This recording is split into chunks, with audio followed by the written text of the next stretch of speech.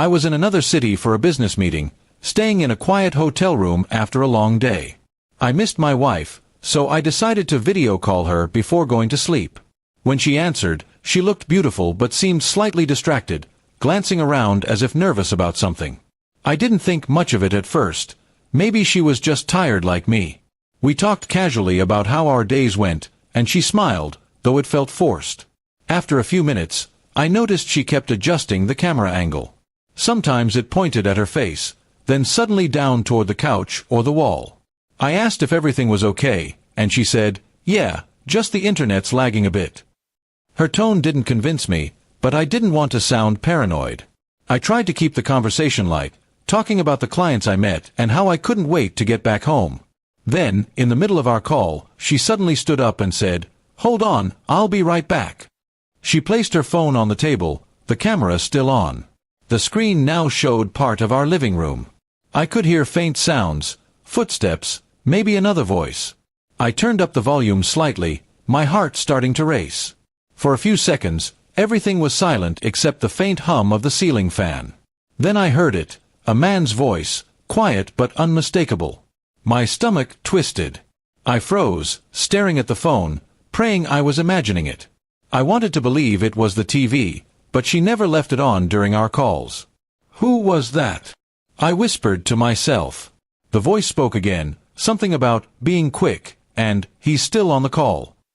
My blood ran cold. I could feel my chest tighten, my breath coming shorter. I didn't want to believe what my mind was already telling me. A minute later, she returned to the screen, smiling nervously. "Sorry, babe, I was just checking on something in the kitchen," she said, brushing her hair behind her ear. I stared at her, trying to read her expression. She looked tense.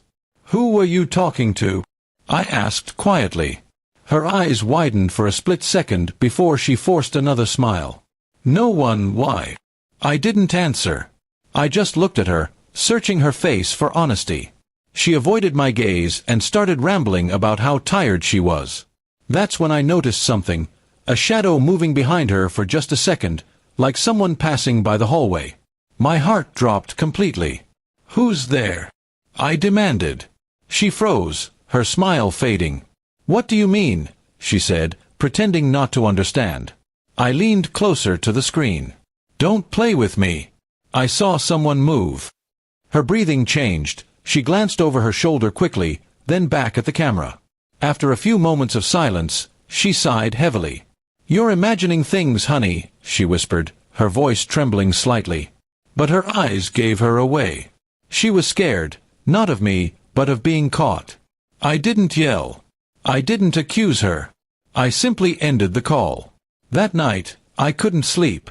I sat there, staring at the ceiling of my hotel room, my mind running in circles.